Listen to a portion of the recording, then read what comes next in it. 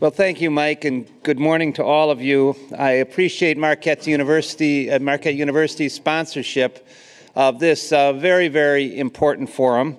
A moment for this area of the state to come together and discuss what has happened and what the possibilities are in building southeast Wisconsin into a major hub around water technology and the water industry. Water quality and supply are global issues. And in growing countries around the world, clean water is a real need. Today, more than 1 billion people don't have access to safe drinking water. And by 2050, it is estimated that more than 2 billion people will face life-altering water shortages. Here in America, we are facing our own challenges. Demand for good quality drinking water is far outpacing population growth. And spending on water treatment in the United States is growing at a rate of 3 to 5% annually. So the need for clean water, the need for water efficiency, the need to treat water as a valuable resource that will have an increasingly high price is real, and it is not going to go away.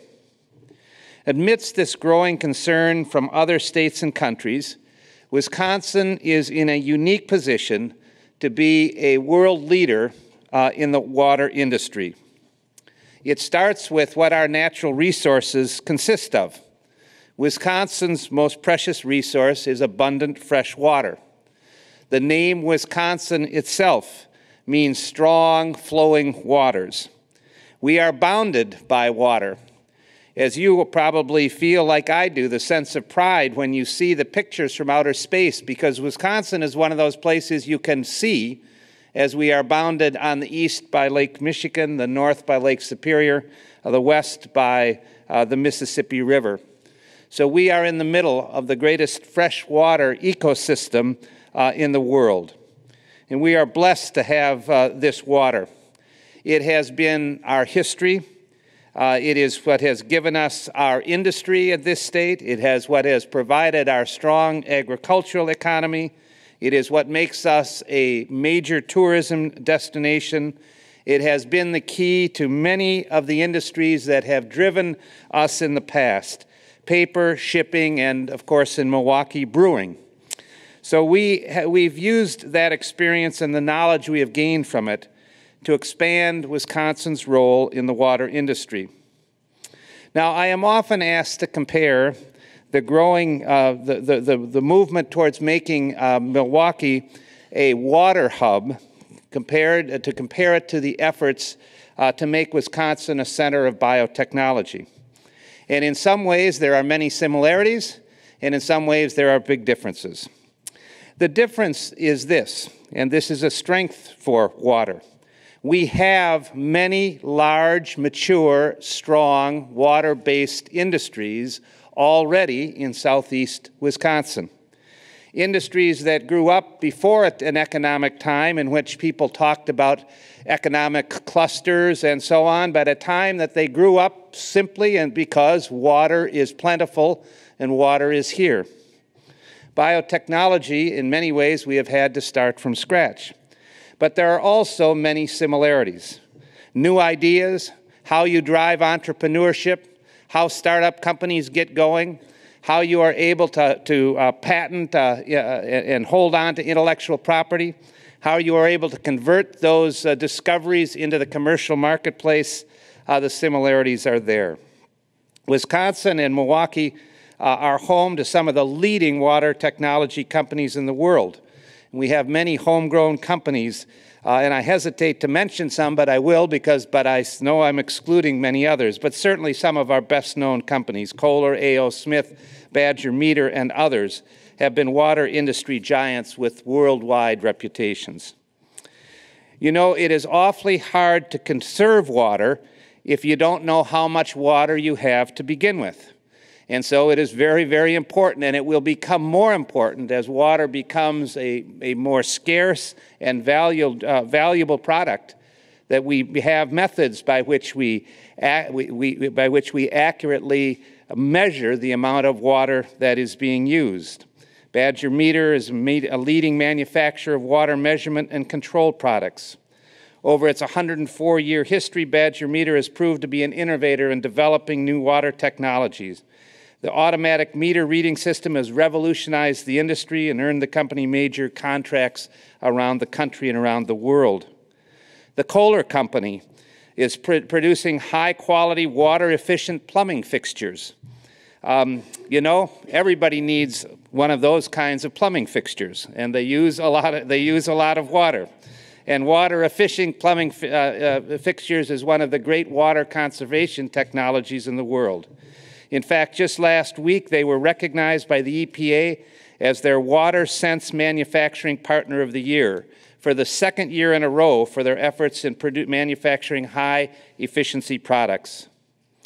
Utilities in Wisconsin are developing new technologies to cool water and protect natural resources while providing reliable power to our communities. We Energies, for example, has taken a rather unique approach to protecting wildlife. 2 years ago, they built 6 reefs as habitat for native perch and trout. This massive project has already begun showing positive signs and providing amazing research opportunities. So we have many great companies already. Milwaukee alone is home to 120 water-related companies, including 5 of the 11 largest in the world. And the Milwaukee region's water industry today is $10.5 billion market, supporting 20,000 jobs and accounting for 4% of the world's water business. In recognition of our leading work in freshwater, Milwaukee has been designated a UN Global Compact City for Water, giving us international visibility as a home for water technology. Much of what we want to do to really make Milwaukee, southeast Wisconsin, as an international water hub, therefore, is to make sure we raise the flag, we heighten the profile, and we let people know what is already going on in this region of the state. Like all of you, I recognize the enormous opportunity we have in front of us, and we have made it a priority to make Wisconsin the hub of the water industry, the place where research and development meet the needs of people and business. One thing that we understand is that we must preserve the water in this part of the country and this part of the world. That if the water can simply leave here and go to other parts of the country, one of the greatest resources we have to draw businesses and develop a water hub will simply be dispersed. That is why so many in this room and in this region and across this state worked so hard to see the enactment of the Great Lakes Compact last year. This landmark international accord finally puts a strong focus on sustainably managing the quality and quantity of the most significant freshwater resource on our planet. Because of the Great Lakes Compact, water cannot leave the basin without being returned. And that means that long-range diversions are unlikely, and it is that we will protect the quantity of water in this Great Lakes Basin. Focusing on sustainable water management will be a major factor in driving Wisconsin's economy in the years to come. We have seen what has happened with the droughts in the southeast and the southwest. We have watched Georgia suing Tennessee over where the midpoint of the Tennessee River flows. We have seen Georgia, in the midst of this drought, losing billions of dollars in agriculture and manufacturing. So the Great Lakes Compact not only provides a plan for conserving water, it will serve as an economic engine for Wisconsin and the region. We have enough water in the Great Lakes to provide water for our cities, industries, and farms, while protecting water quality and quantity for future generations. Businesses that need water and are looking to locate or expand will be able to trust the reliability of our water system. We have also learned from the mistakes of previous generations, and we are taking measures to correct them. When I took office, I made it a priority that we would clean up PCBs and polluted sediments in our water. This spring, and after decades of discussions, major dredging is finally underway in the lower Fox River. It is a major project that will take years to complete, but a clean lower Fox is better for business, it's better for public health, and when completed, it will be the largest river cleanup in the history of the United States. Later today, Mayor Barrett and I will announce the completion of cleanup efforts of the Kinnickinnic River. These projects and others like them will set the course for more navigable waters, redeveloped businesses, revitalized riverfronts for the surrounding neighborhood. We, in many ways on water, must truly learn what we have learned in forest.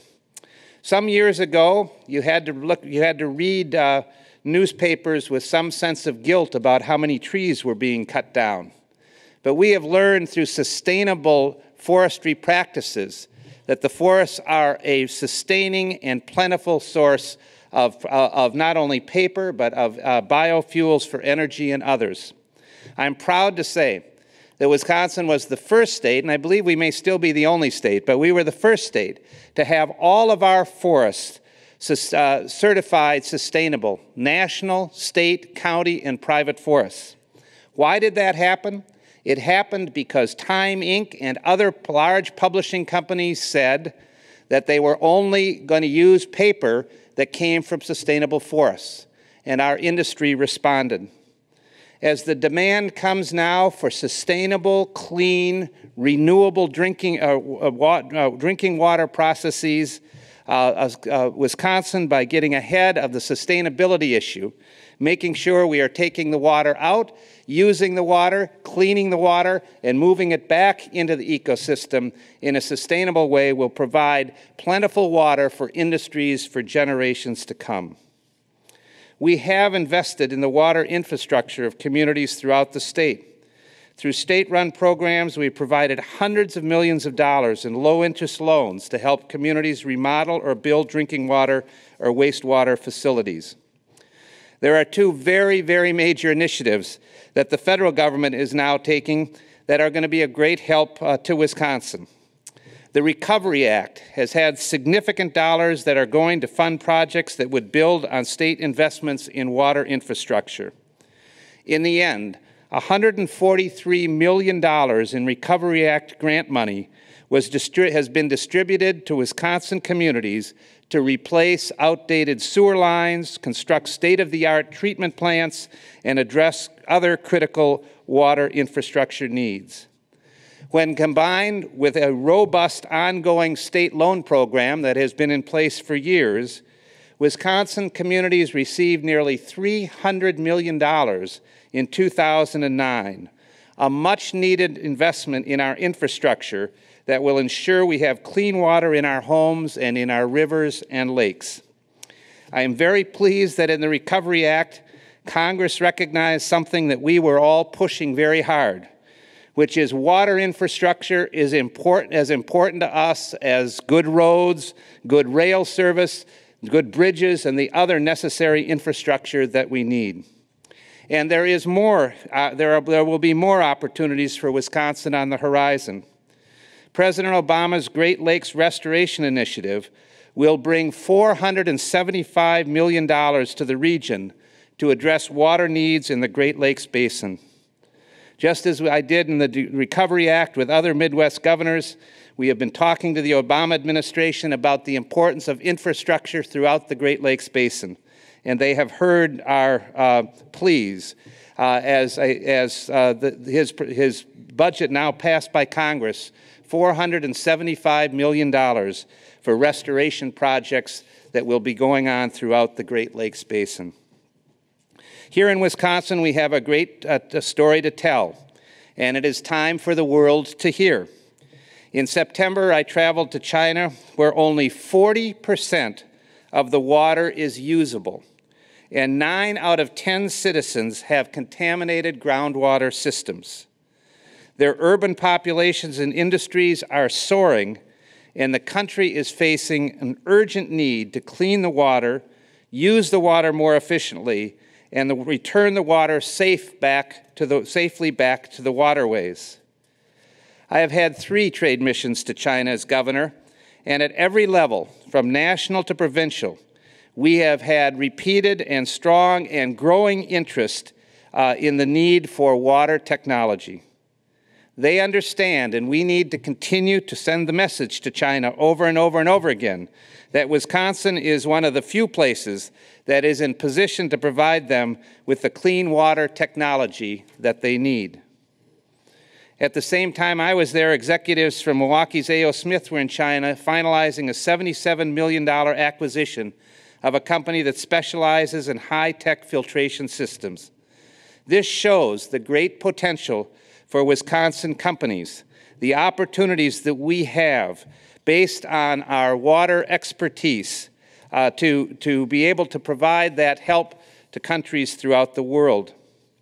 Later this month, as Mike mentioned, I will be traveling to Israel to speak at the Water Technology and Environmental Control Exhibition and Conference in Tel Aviv.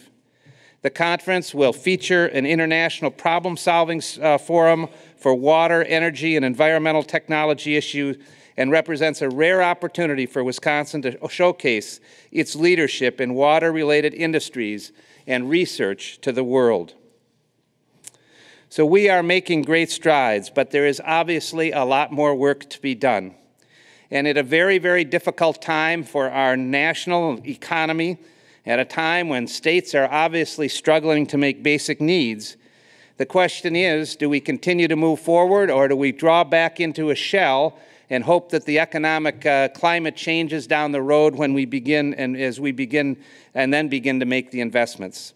Let me tell you, I think it is critical, even in these very, very difficult times, that we continue to push forward and we continue to have the momentum going in the right direction. If we truly want to be known as a world water hub, we must be willing to make these investments in our future.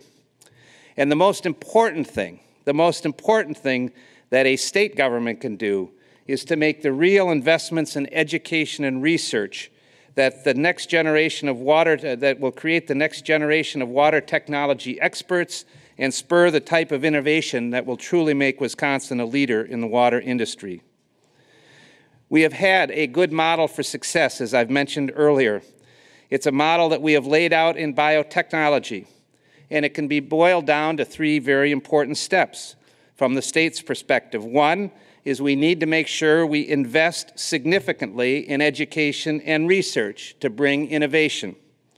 Second, we have to make sure that we support the ongoing businesses, and we also set up an entrepreneurial climate for new businesses to begin in the water area, and that they have the kind of educated workforce that is needed. Third, we have to make sure that we have a profile internationally, that to set the stage for exporting the technology and manufactured goods made by these businesses. But to achieve this goal of being a world leader in the water industry, we need to have a top-flight water research center.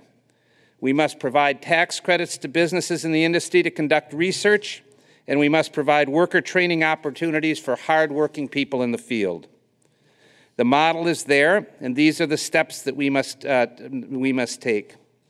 Now, I know that there are people, as I say, who say that during this economic time, we should be pulling back these efforts. We shouldn't be building new infrastructure, and we should not be focused on major research, creating major research institutions.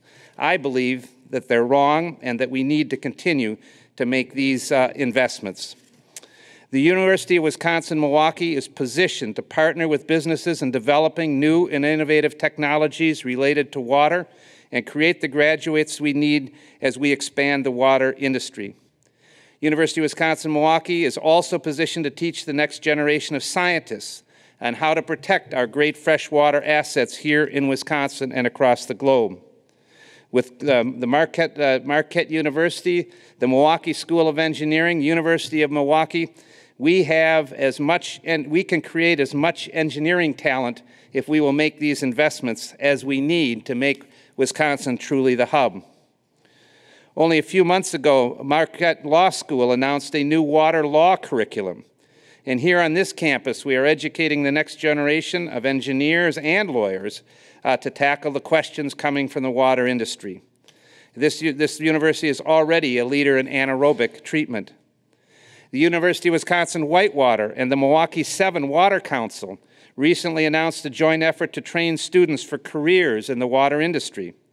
From water law and economics to biology, chemistry, and ecology, they are training a new workforce and should be graduating their first water management specialists within a year. The University of Wisconsin-Madison is widely known as the birthplace of limnology in North America, the study of lakes. And Milwaukee's Center of Limnology matches long-term studies and research with today's water management needs. The Milwaukee area is already home to more than 100 scientists and researchers dedicated to water. University of Wisconsin-Milwaukee is already the home of the Great Lakes Water Institute, the largest freshwater research facility on the Great Lakes. The M7 Water Council is beginning important relationships in higher education. But we must continue this investment. We must continue moving forward. Now, maybe more than ever, we must continue our commitment to Wisconsin schools and universities that will teach and prepare the students of the future.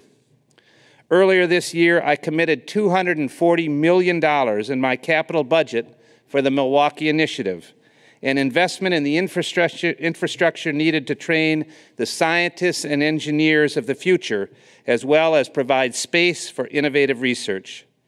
The planned University of Wisconsin-Milwaukee School of Freshwater Science and a renovated Great Lakes Research Facility will support the university's ongoing efforts to invest in education and research. Even in tough times, these projects will be incredibly important to making Wisconsin, our communities, and our economies stronger in the years ahead. Wisconsin has always been a state of innovation, and we must continue to be the home of the best scientists and engineers who will be leaders in emerging industries, from water to biomedical research to renewable energy and advanced manufacturing. We have created new tax credits in this state that now will say to any company that expands its research and development by 25% more than the average of its last 3 years, that they will get a dollar-for-dollar tax credit for the expansion of that research. We have some of the most innovative and effective tax credits for startup companies anywhere in the country. So we have worked hard to create this climate for growth here in Wisconsin. And I believe that water is certainly going to be at the center of it. So the challenge, I think, to all of us is, how do we make sure we bring together the resources that are here? How do we foster the opportunity for the growth of new companies? How do we support the educational and research institutions that are at the center of what we do? And how do we make sure that the profile of Southeast Wisconsin and the Milwaukee area is raised throughout the world, so people understand that this truly is a home of great expertise in water. Water is what has defined Wisconsin throughout our history. And now we stand at a moment when water becomes more and more valuable throughout the world. And so the opportunity for us, I think, is very clear. It is important that we act with true vision, and that we act we have effective initiatives that move that vision forward. This conference today and the forums that you're having, as well as the broad discussion that has been going on in this region and this state, the commitment to growing our research institutions in this area of Wisconsin, the commitment to making sure that Wisconsin's flag truly is raised throughout the country and throughout the world as the home of the center of water technology. All of those things will contribute to really helping Wisconsin's economy 5, 10, 15, and 50 years from now to help us grow and prosper. We can do something really special. We can build industry around clean water, something that people want badly. We can build industry around getting water out of the lakes and ground safely, and restoring it back to to keep it plentiful, and doing it in a way where we measure it accurately, we use it wisely and efficiently, we clean it up, and we restore it. And if we can do that, we will build a sustainable economy that will provide not only thousands and thousands and thousands of jobs for our citizens in the years to come, we can do it around improving the environment of this planet. So it doesn't get much better than that. Building an industry around making the world a better place. And that's what we can do with water here in Southeast Wisconsin. Thank you all very much for what you've done in Wisconsin. Thank you. Thank you.